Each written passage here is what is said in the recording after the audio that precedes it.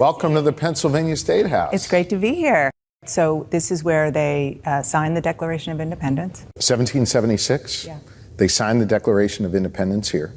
They come back a decade later and they work on the Constitution and they sign the Constitution. All of the laws within the federal government and the balance, the fact that that was born in this room. Right here. It's extraordinary. Right here in this relatively small room in the city of Philadelphia, all of those different interests came together and found their way through it to declare our independence from a king and then to set up the guardrails. And one of my favorite stories in this room is Franklin, who was known to sit on an aisle. We believe in this chair here. In that chair. We believe he was fixated on George Washington, who was sitting up in that chair.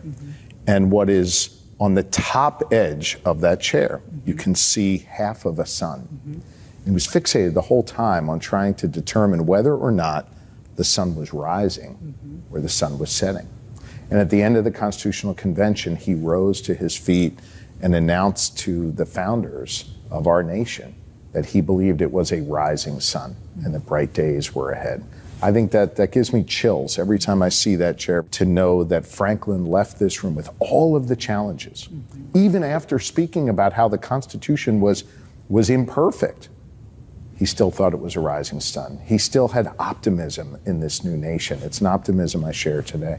You do? I do. I think that optimism is something that's always defined America.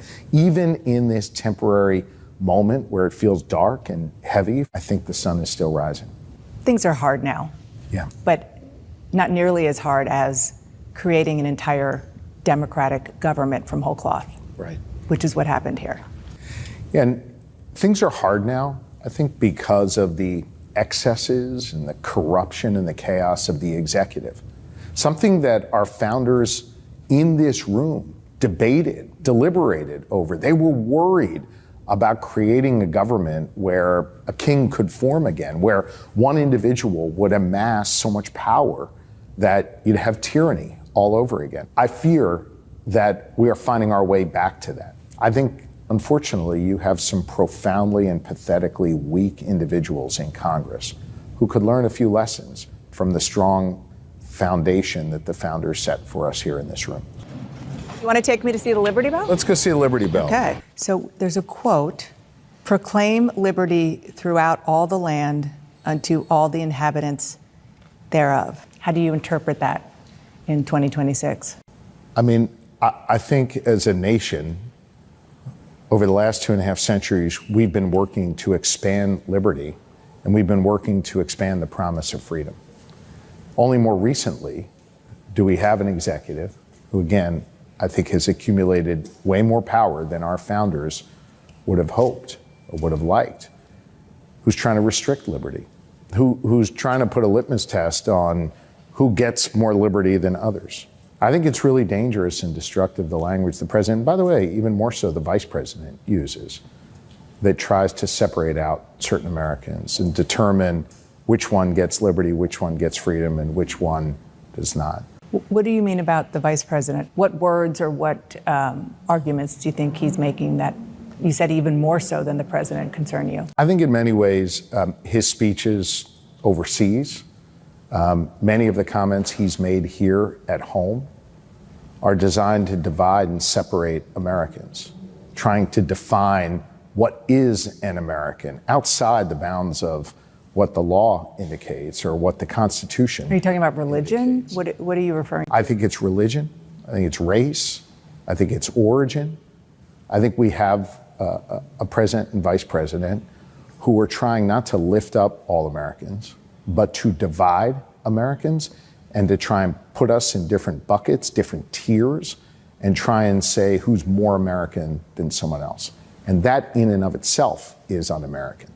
So from the Liberty Bell to La Colombe, two great Philadelphia institutions. It's a Philly day with a Philly boy. There was a NBC poll that just came out that found fewer and fewer Americans say they're proud of this country. Kamala Harris voters, only 12% say they were extremely proud.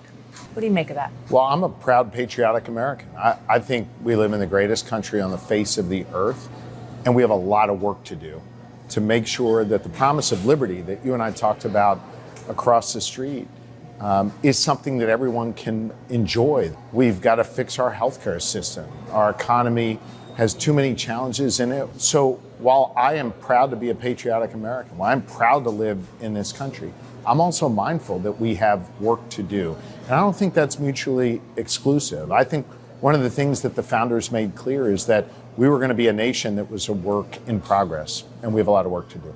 A recent CNN poll, again, shows just 28% of Americans hold a favorable view of your party. Does that surprise you? I think what needs to happen is Democrats need to deliver the way we do here in Pennsylvania, deliver on things that make people's lives better. And I think what we've got to focus on, not just as a party, but in politics in general, are real deliverables for people, on getting stuff done for people and shying away from this performative politics that just makes noise but doesn't make anybody's life better. And what specifically, or who specifically, are you referring to in performative politics? I think the Congress of the United States has Democrats largely too? been about performative politics. And yeah, I think you've seen people largely on both extremes that engage in performative politics that might get some likes on Twitter, might, and I mean this respectfully, get your attention in the media, but doesn't actually make someone's life better. But I do want to ask about one candidate in particular who almost certainly will be in the United States Congress, Daria-Liza Avila Chevalier. She was a PhD candidate at Columbia, an organizer. She called for the abolition of prisons, open borders, ended deportations, even people convicted of violent crimes. She attended a pro-Palestinian rally on October 8th, 2023, a rally that reportedly featured some real anti-Semitic rhetoric justifying the attack. How do you feel as a Democrat about someone with those views being in the United States Congress? I mean, look, her district voted for her, but I have profound differences from that particular candidate, based on the citations that you read there. And she's not someone, who seemingly I would agree with on many things, or that we share similar values. She ran on the Democratic ticket, I guess, as a socialist. Her voters in that district determined that she was the one they wanted representing her. But what does that tell you about your party? I think what our party has to go through that will be very healthy, and something we've not really done since the 1992 election cycle, is to have a battle over what we believe in, to have a battle over the ideas that we are going to hold on to and campaign on and then deliver on as a way to make people's lives better. And I expect our party over the course of this next year or so to go through a battle about what we believe in and then come out unified in a way that we can take the fight to the other side and really deliver for the American people. I've heard you talk about how one of the ways that you connect with people in Pennsylvania who maybe don't agree with you on a lot of things is through faith, and that you talk about your faith, even though it's different from a lot of your constituents. And that is kind of an entry point. And I'm wondering right now, seeing what we are seeing, whether or not you think as a Jew, you could get beyond Pennsylvania if you wanted to in the Democratic primary system. Well, look, I'm not going to focus on sort of what happens in 2028, but what I can tell you is when I ran for governor in 2022, and now as I'm running for re-election as Pennsylvania governor, I've been very open about how faith and family guide me in this life of service. But do you think that that will hurt either you or another person who might run who's Jewish in your party, given the climate right now? Look, first, I think Pennsylvania is the ultimate swing state, and America can learn a lot from what happens here in Pennsylvania politically and otherwise. What I have found in my years of service in government is that the public wants you to be who you are, be authentic.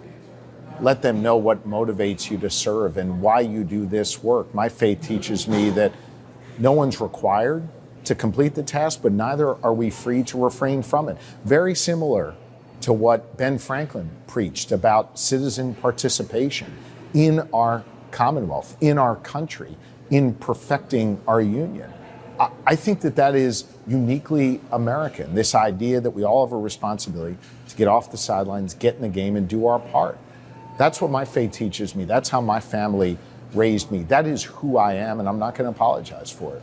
So this was the president's house. It's where George Washington lived. That's right. Yeah. You're here at a time of real controversy, right? You'll notice that there's kind of these brackets here, right? And you sort of wonder what's going on? Why would they leave this here? It's because the Trump administration came in and ordered that some of the images here that were depicting slavery be torn down. We went to court and we won, and we're in the process of litigating getting these put back up. And this isn't just about slavery, it's specifically about the slaves that George Washington had when he was here. What do you think the Trump administration wanted this taken down in advance of 250, or just in general? They're trying to rewrite it in a way that they think is suitable to their own narrative. There's not one individual narrative that a president gets about our history. There is our history. And any president should want to make sure that that full history is shared, that the American people are able to draw their own conclusions from it. American people are smart. They're able to draw their conclusions. And I believe that when you give them access to that full history, that's empowering, especially at this moment, at 250 years where we take stock in this great American experiment. If we understand where we came from, then we're going to have a better path forward.